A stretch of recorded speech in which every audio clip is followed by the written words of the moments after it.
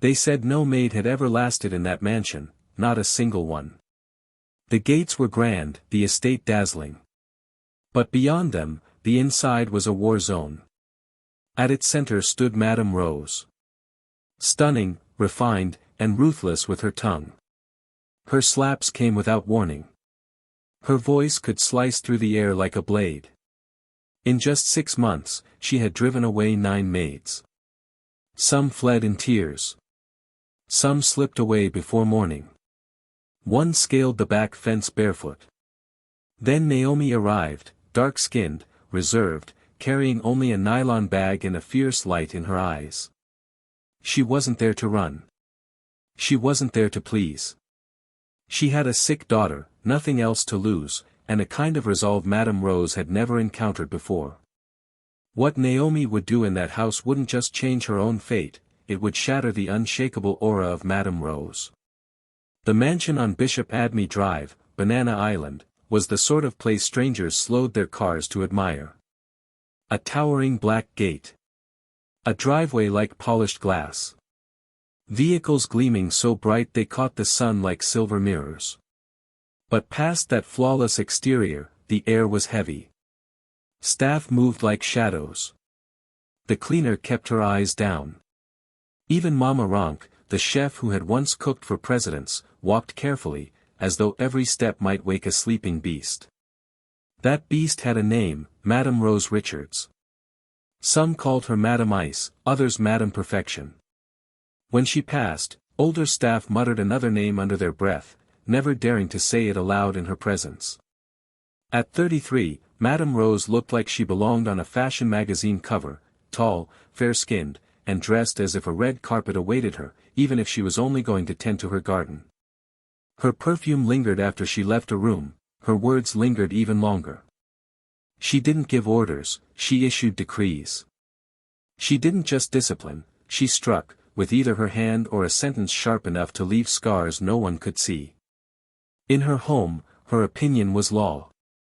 In just half a year, 9 maids had walked out under that black gate, some sobbing, some silent, one without her shoes.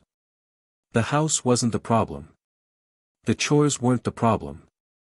The problem was her, Madame Rose. She was the second wife of Mr. Femi Richards.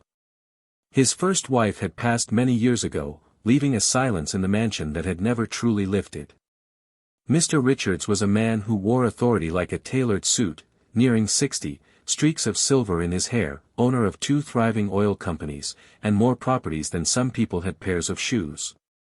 Everyone knew his name. But lately, what people whispered about most were the maids, until Naomi came. No one greeted her that first day. No one asked her name. The staff had grown tired of learning names that changed every week. The housekeeper simply pointed to a mop and muttered, "Start with the marble floors." "Madam is coming down." Naomi tied her scarf tighter, picked up the mop, and began. She had only one mission. To keep working until she'd earned enough to cover her daughter Deborah's hospital bills. Just endure, she told herself quietly. Even if they insult you. Just endure. 3 months. For Debbie. She was still working on the center rug when she heard it, click, clack, click, clack. Sharp heels. Then silence. Naomi looked up. There she was, Madame Rose, standing at the top of the stairs in a wine-colored silk robe, a teacup balanced in one hand like a queen holding court. Her eyes swept Naomi from head to toe, paused at the mop, then dropped to the bucket of water beside her. Without a word, she tipped the bucket over. Water spread across the freshly cleaned tiles. Naomi gasped and stepped back. Madame Rose walked forward, her gaze icy. "This is the 3rd time this week someone's blocked my path. I'm not in the mood. Clean it. Now." Naomi said nothing. She bent, picked up the mop again, her slippers soaked. She kept working. From the hallway, the housekeeper whispered, "She won't last. Looks too soft." But they didn't know, Naomi had buried her pride long ago. She had worked in homes where the treatment was worse. She had begged strangers in hospital corridors for her child's life. She wasn't soft. She was silent fire. The next morning, Naomi was up before 5. She swept the front yard, wiped down the glass doors, and mopped the sitting room again, this time with less water, no splashes, no mistakes. She wasn't here to play. By 6:30, she was in the kitchen washing dishes beside Mama Ronk. "You're up early," Mama Ronk said, surprised. "I just want to do my work," Naomi replied with a small smile. "Just be careful," Mama warned. "In this house, it's not about waking up early.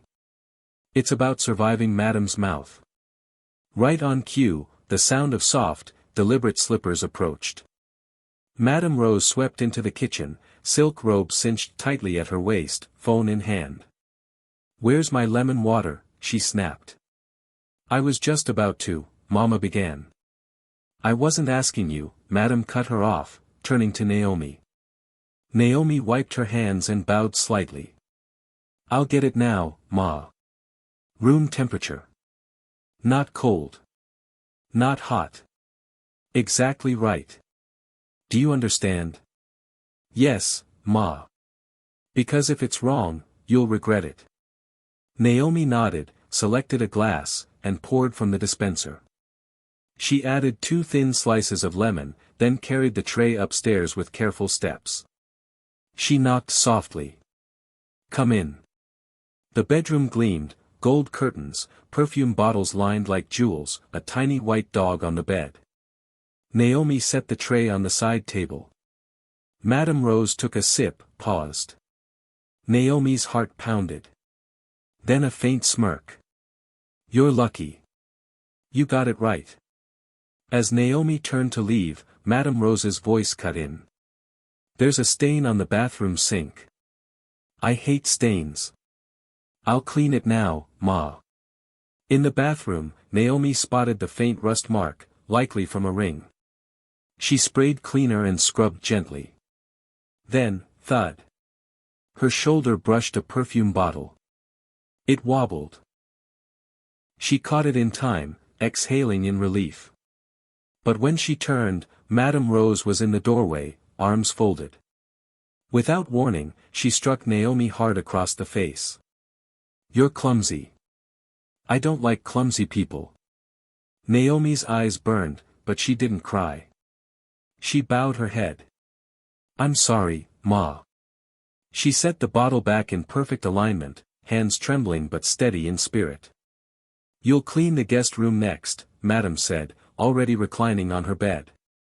"And iron the sheets while they're on the bed. I hate rumples." "Yes, Ma." As Naomi stepped into the hallway, she saw Mr. Femi Richard standing there. His gray beard was neat, his shirt crisp. He had heard everything. Their eyes met. He said nothing, but Naomi saw it, that small flicker of pity. She didn't want pity. She wanted her pay. She walked past him without a word, straight to the guest room. She would not leave. Not until her daughter could live. By the 3rd day, everyone in the mansion was watching. Naomi hadn't cried. She hadn't raised her voice.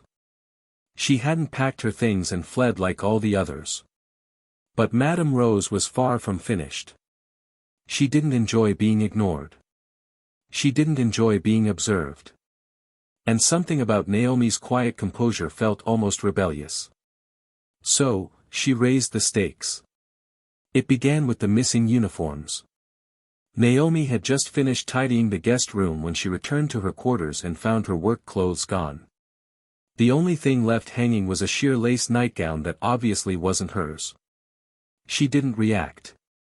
She stepped out wearing a worn t-shirt and her own wrapper. The housekeeper's eyes widened. "You're going out dressed like that?" "It's clean. It's decent. It's fine," Naomi replied simply. Later that day, Madame Rose descended the staircase, her eyes sweeping over Naomi. A slow, mocking smile curved her lips. "Tell me, did you sleep in the gutter, or are you just dressing to match the mop? A few staff chuckled nervously. Naomi said nothing. She bowed her head and resumed mopping. But the less she responded, the more unsettled Madame Rose became. Then came the accidents. A glass of red wine spilled across the pristine white sitting room rug. Madame Rose claimed it was an accident, but everyone knew it was deliberate. Naomi didn't question it. She simply took a towel and began blotting the stain. Another time, Madame Rose accused her of breaking a crystal bowl that she herself had knocked over.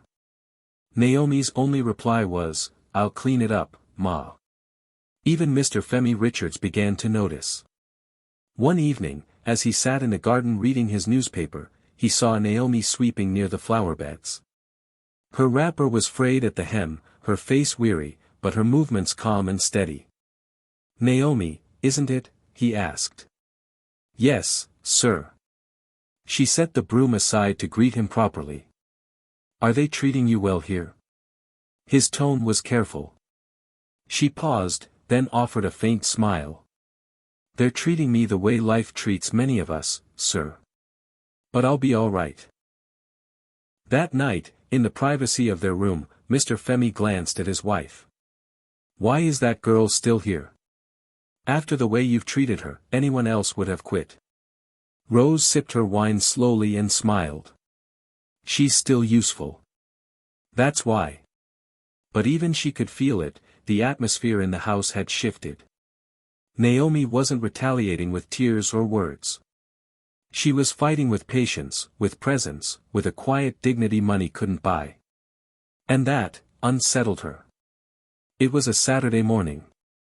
The sky hung heavy with clouds, and a light drizzle tapped softly at the mansion's windows.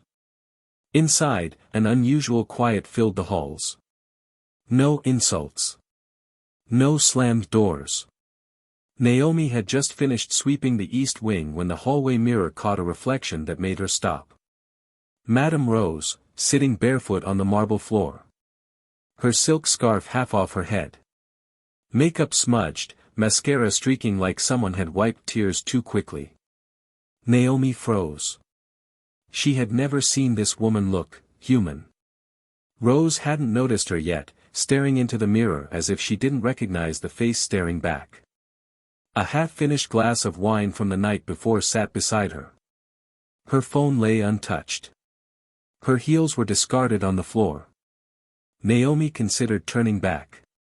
This wasn't her business. But something beyond duty, kept her rooted. She stepped forward softly.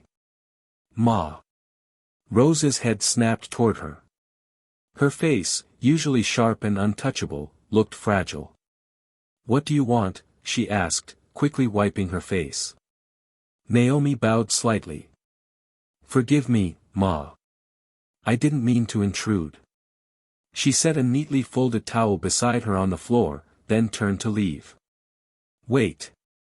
Naomi stopped. Rose studied her with reddened eyes. Her voice trembled.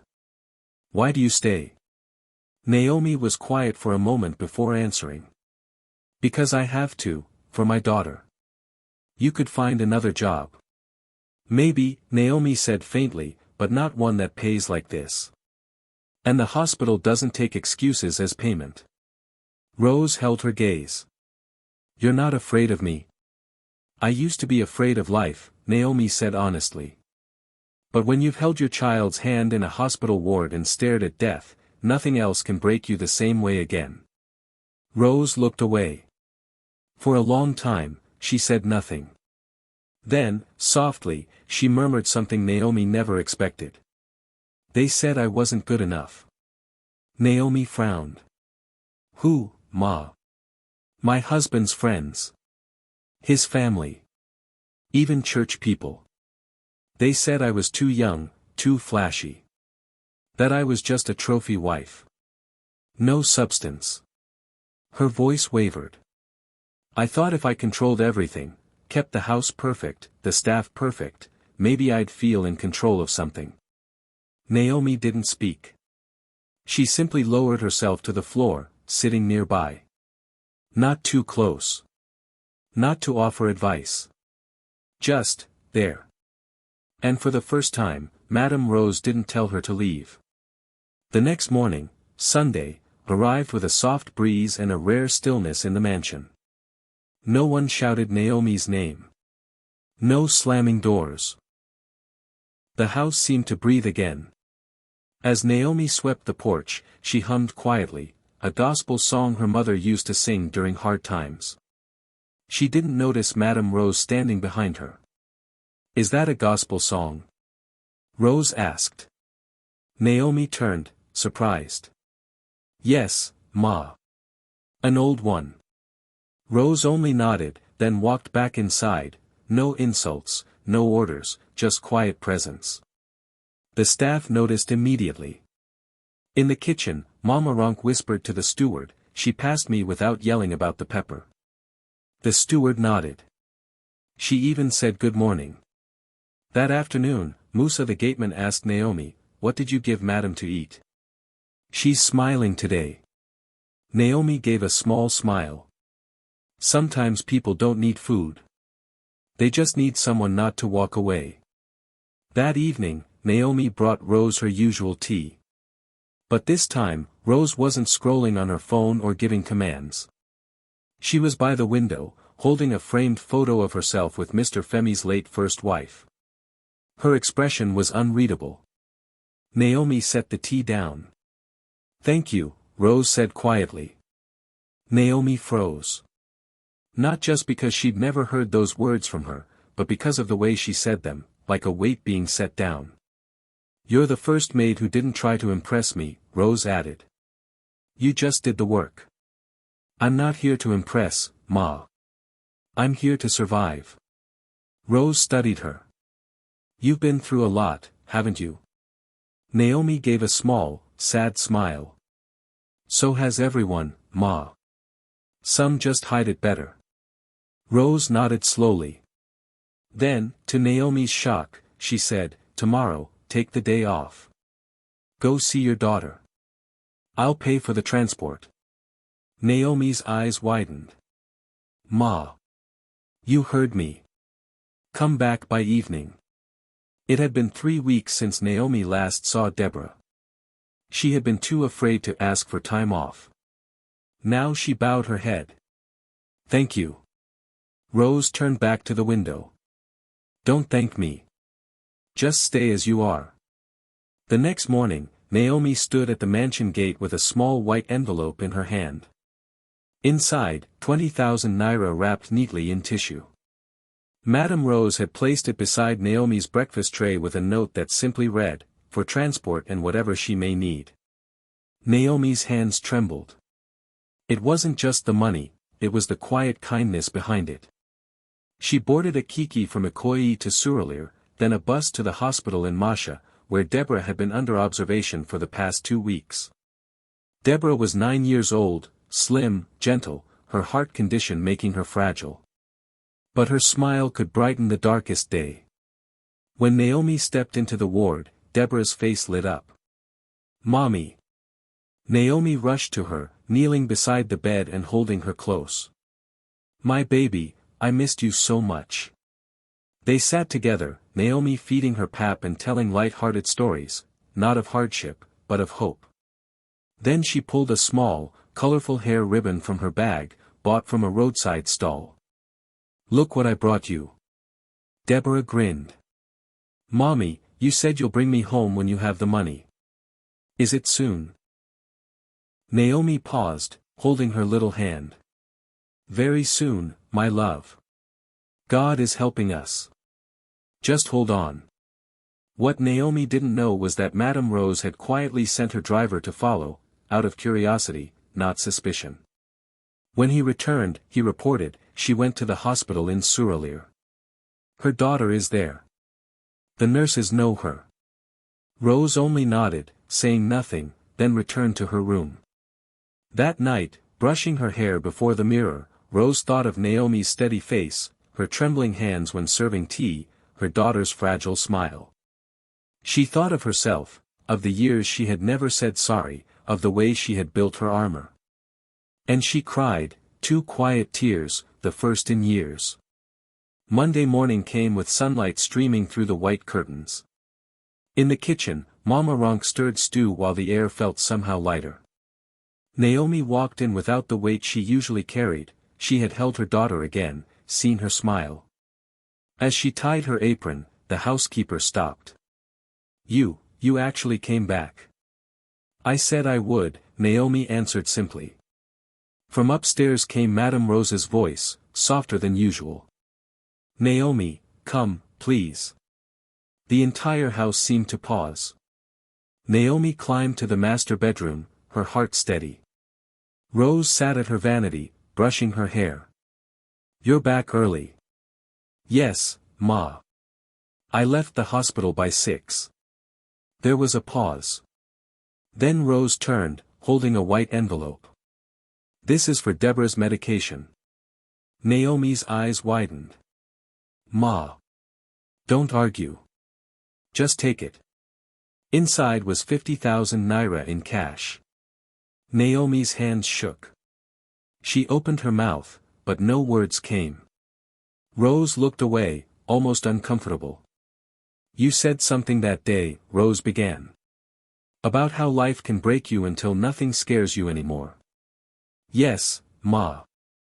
Well. I think I've been fighting the wrong people." Naomi met her gaze gently. "Pain makes us do things, Ma. But it doesn't have to make us cruel." The words hung in the air like perfume, soft, lingering. Later that day, Rose walked into the kitchen and called, "Mama Ronk." The old cook nearly dropped her spoon. "Yes, Ma. Your stew smells good. What leaves did you use today?" "Just scent leaf and crayfish, Ma," Mama stammered. Rose nodded. "It's nice. Thank you." The staff exchanged wide-eyed glances. The heavy cloud of fear in the house was beginning to lift. That evening, Mr. Femi Richard sat in the living room, his newspaper folded on his lap. He watched his wife pass by, no shouting, no icy glare. Then his eyes went to Naomi, polishing the glass table with calm precision. "Thank you, Naomi," he said. She looked up, startled. "Sir, for staying. You've done something no one else could." Naomi bowed her head and kept working, her heart swelling. She realized then, she hadn't just come to clean rooms. She had come to clear the air, to ease the pain in this house, one silent day at a time. 2 weeks passed. The change was undeniable. No more shouting. No broken plates. The gardener sang while trimming hedges. Mama Ronk even made puff-puff for everyone one Friday morning, the first time in 6 months. The greatest transformation, though, was in Madame Rose. She now said, "Please," and "Thank you." She no longer walked past Naomi, she paused to ask how Deborah was doing. Then one Thursday evening, she summoned Naomi to the living room. "Dress well tomorrow," she said. "Ma. You're coming with me." "Where?" "To my women's luncheon." Naomi's eyes widened. "Ma, I can't go to something like that." "Yes, you can," Rose replied calmly. "There are women I want you to meet, doctors, NGO workers. One of them runs a health foundation. She might be able to help with Deborah's treatment."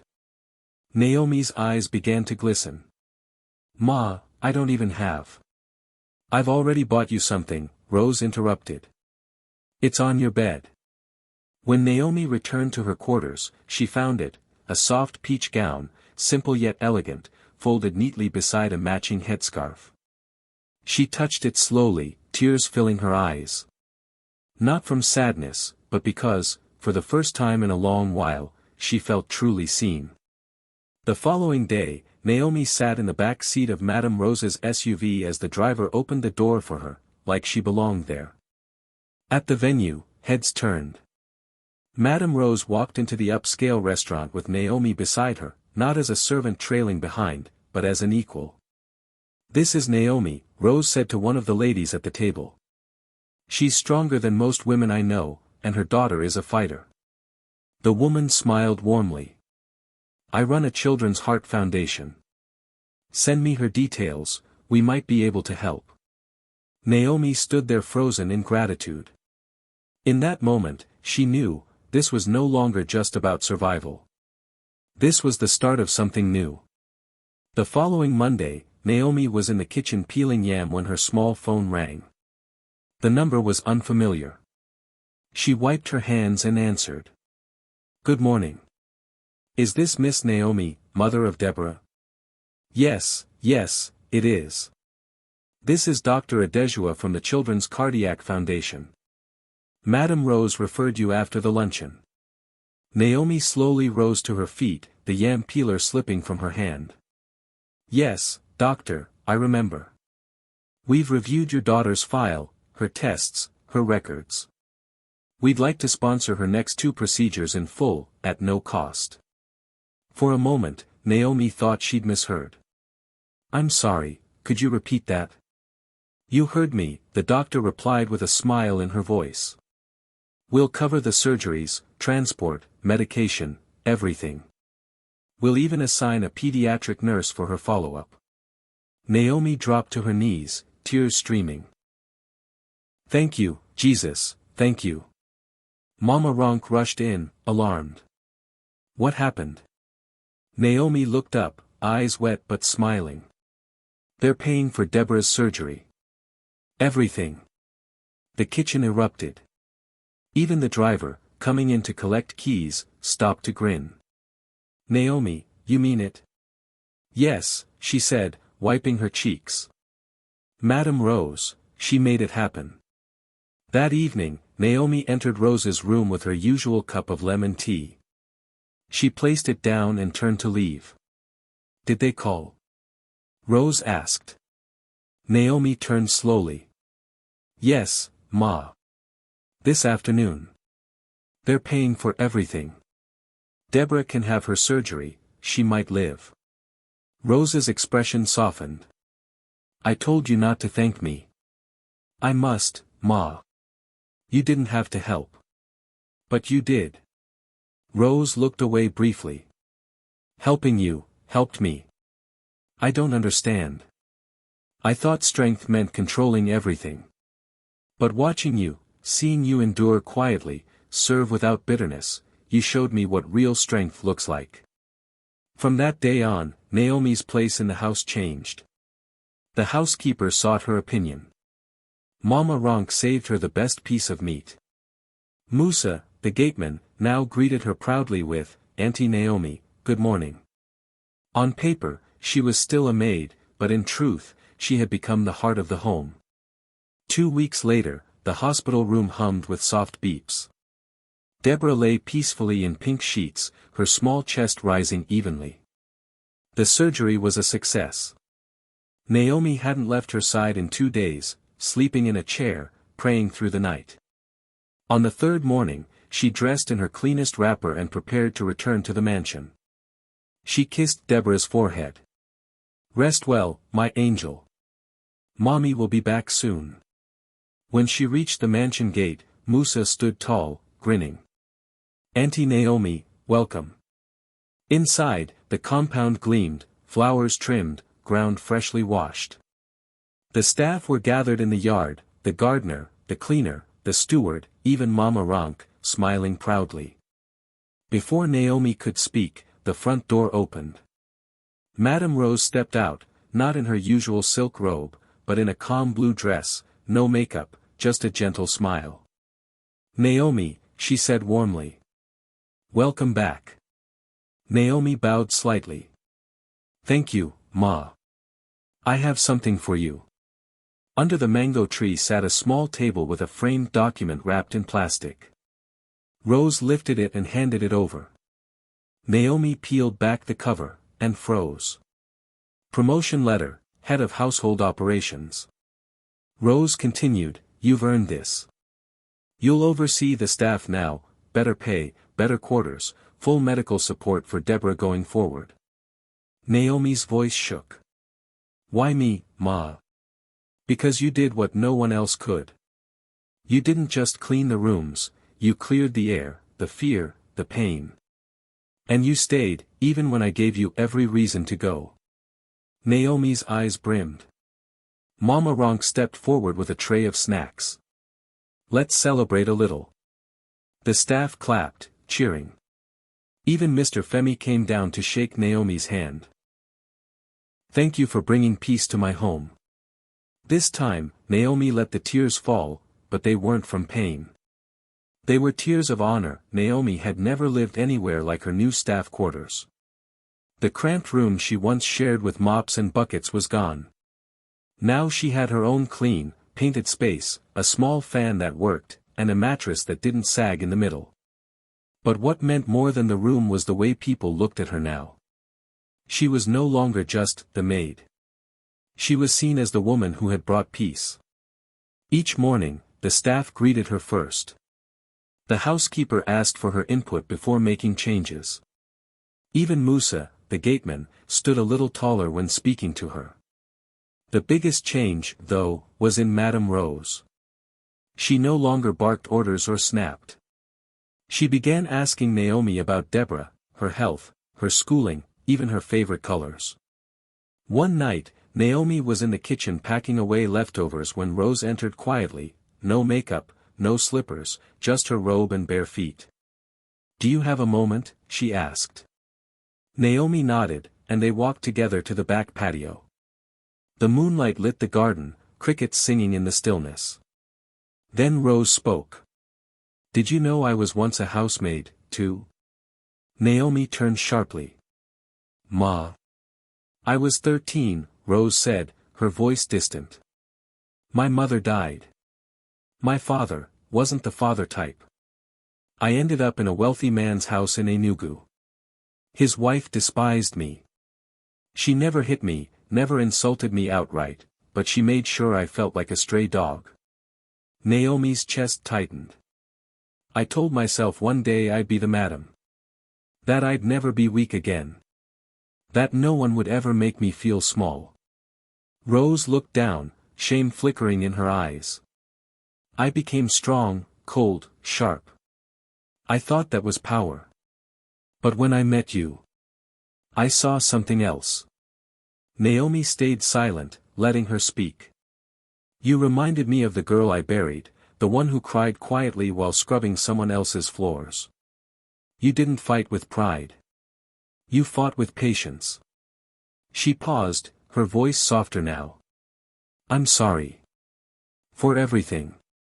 Naomi reached out, placing her hand over Rose's.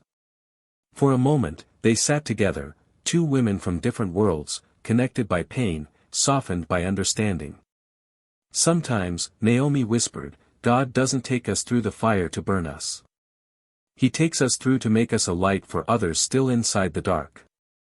Rose nodded, and this time when tears slid down her cheeks, she didn't wipe them away. She let them fall. It was a bright Friday morning when Deborah came home. Naomi stood at the gate, hands trembling, as the taxi pulled in.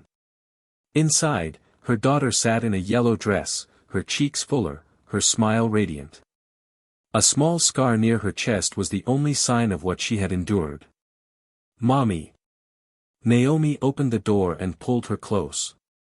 She didn't cry, she simply held her, breathing in the scent of soap and hope.